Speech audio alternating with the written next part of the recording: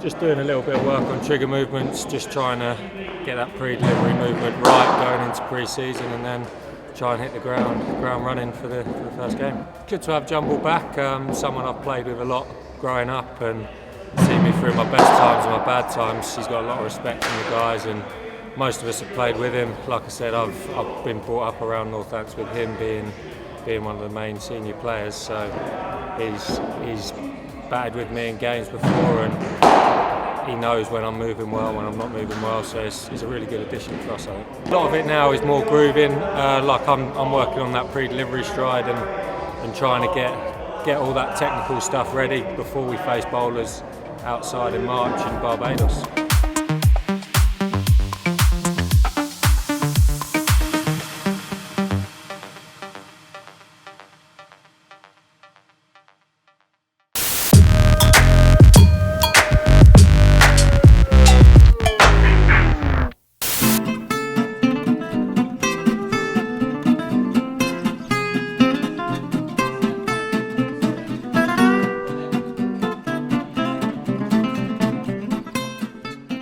It's been a good first week.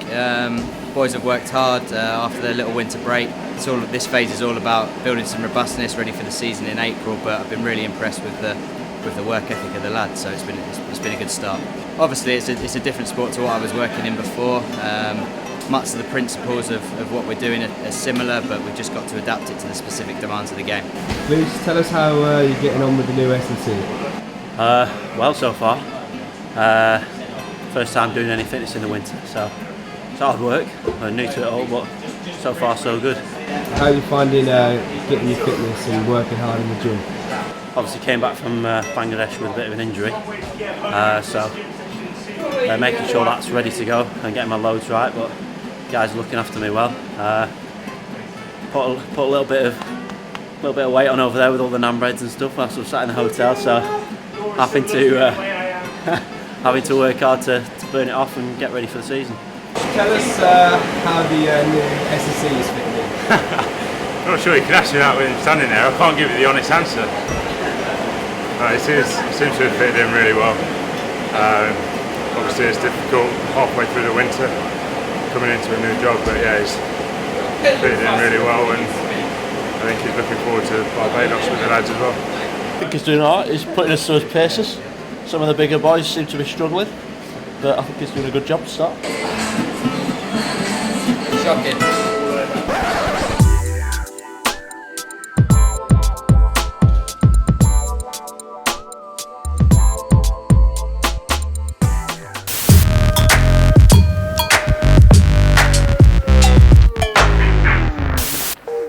Oh, big shout, that's got to be close, gone.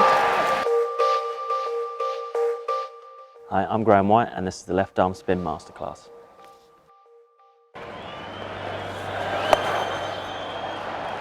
Picks out the man in the deep, Stephen Crook. Probably going back from when I was on holiday on the beach and I used to copy Phil Tufnell, left arm spinner who was playing for England at the time, and I kind of did it on the beach with my dad, and then he was like, it's not bad, how about you try it when we get home?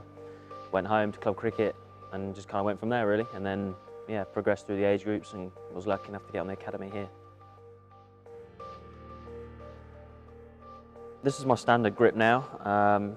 Has changed a bit over the years to try and get as much spin as possible, but that's pretty much the standard grip, trying to get as much of my index finger on that seam, so even sometimes I'll turn it around and try and make sure that I'm getting as much of that finger on the seam so that it will give me the optimum amount of spin.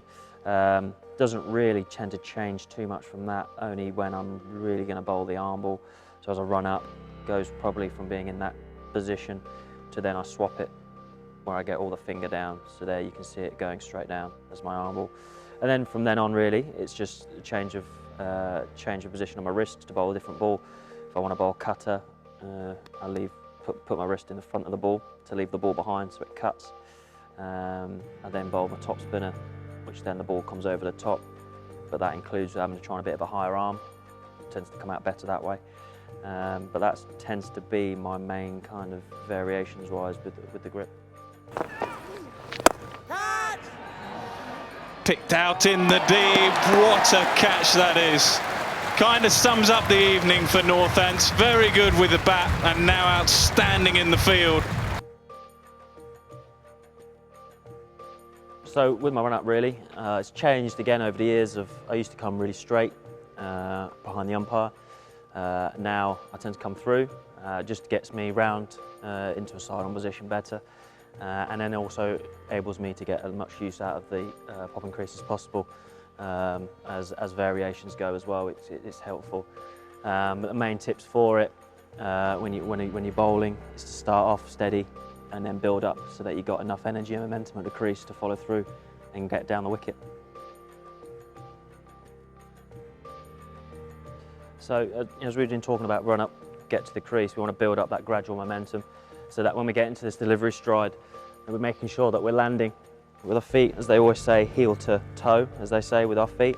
Your stride depends on the bowler. Mine's particularly long, but this then gets me into a side-on position so that then I can always get myself all the way around and follow through. It gives me an optimum amount of spin. I get drift with that. And we just want to make sure the main point here is making we use all the energy that we've created from having the run-up. So that we can try and get as much energy into that wrist, and we have to be really aggressive and really follow through down towards the stumps. Phil Tufnell was a pretty big influence on me getting into cricket in the first place. You know, if it wasn't for him, I don't think I'd have tried to copy him and try and do a little hop in a run-up. So for me, he was kind of a big influence. And then growing up, having someone like Monty Panesar at the club was great to watch. Great action to follow. And then you look back through there and thinking of Bushim Bedi and all those great left-arm bowlers, Phil Edmonds, even Derek Underwood. I did take a little bit out of his action as well. So there's been a number of bowlers I kind of admire and looked at left-arm wise. And a hat-trick. What a moment for Graham White. What a moment for the fans. Just be consistent, bowl the same ball. Try and get too carried away with trying to bowl lots of different things straight away. Enjoy it and try and get stuck in the battle really. It can be hard sometimes, especially young kids coming through. All the batsmen now want to kind of hit you out of the park. So having that mental strength to keep going and trying to outfox them and be clever, and just enjoy it really. If you're good at it and you want to give it a go, then never lose that. You should always have that inside you. And as I said, just keep it simple. Bowl the same ball. It works. It's worked for me for a number of years. So that's probably my main bit of advice.